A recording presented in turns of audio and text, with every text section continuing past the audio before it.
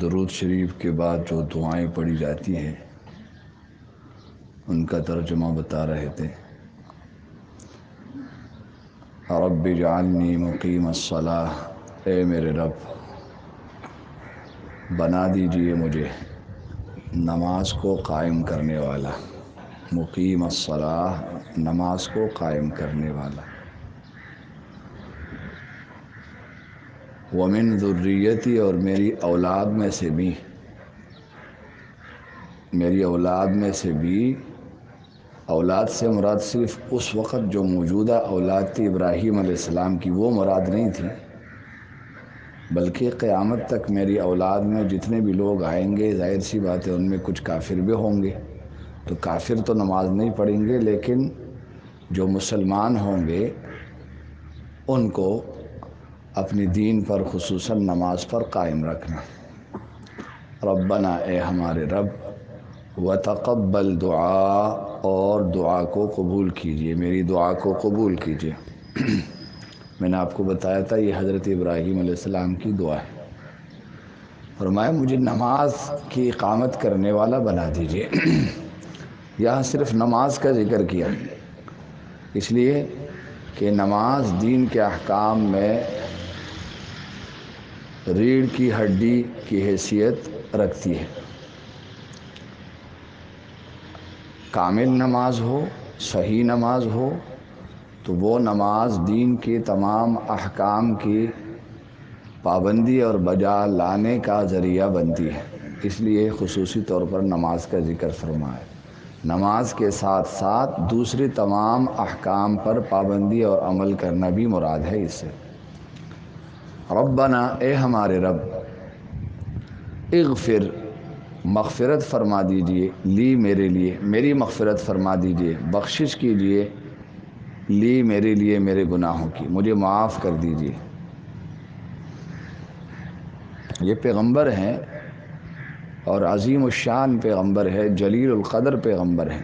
انبیاء کرام میں سب سے اونچا مرتبہ ہمارے نبی محمد الرسول اللہ صلی اللہ علیہ وسلم کا ہے، اور ان کے بعد جو سب سے اونچا مقام اور مرتبہ ہے انبیاء اور پیغمبروں میں وہ حضرت ابراہیم علیہ السلام کا ہے۔ لیکن حضرت ابراہیم علیہ السلام کیا دعا فرماتے ہیں؟ یا اللہ میری مغفرت فرما، انبیاء گناہ نہیں کر سکتے، گناہوں سے معصوم ہوتے ہیں، پاک ہوتے ہیں، لیکن انبیاء کی دعاؤں میں ہمیں یہ لفظ ملتا ہے یا اللہ میری مغفرت فرما، میری بخشش فرما۔ تو جب انبیاء باوجود اس کے کہ ان کے اگلے پچھلے سارے گناہ معاف ہے، اس معنی میں کہ ان سے کوئی گناہ سرزد ہوتا ہی نہیں، تو جب وہ استغفار کرتے ہیں، اللہ سے اپنے گناہوں کی مغفرت مانگتے ہیں، تو ما شما کیا چیز ہے؟ ہم کس کھیت اور کس باغ کی مولی ہے کہ ہم اللہ سے مغفرت نہ مانگے، ہم اللہ سے اپنے گناہوں کی بخشش نہ مانگے؟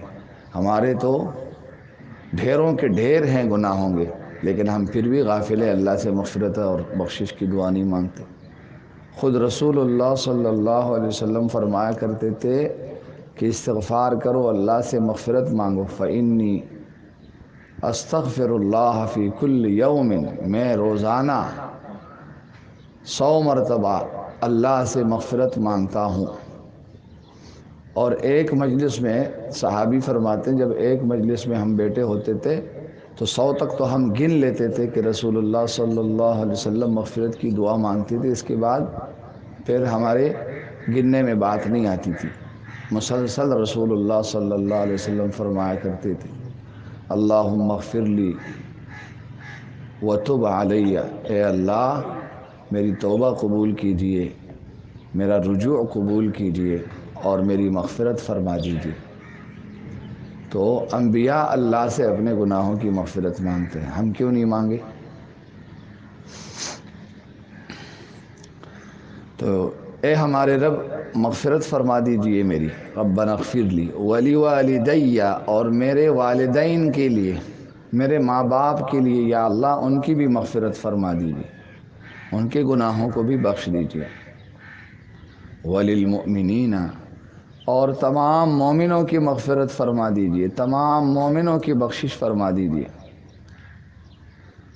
یوما اس دن یقوم الحساب جس دن حساب کھڑا ہوگا، یعنی حساب کتاب قائم ہوگا، اس دن میری مغفرت فرما دیجیے۔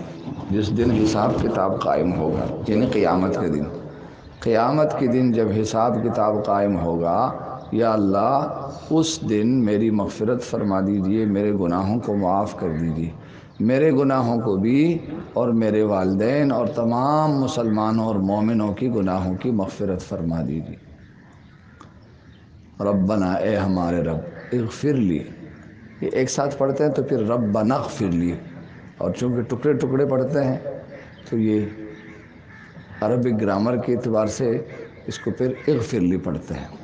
ربنا اے ہمارے رب، اغفر لی، بخشش کر دیجئے میرے لیے، مغفرت کر دیجئے میرے لیے، ولی والدیہ اور میرے والدین کے لیے، وللمؤمنین اور تمام مومنوں کے لیے، یوم اس دن یقوم الحساب جس دن حساب کتاب قائم ہو، یعنی قیامت کے دن۔ سبحانک اللہم و بحمدک اشہد ان لا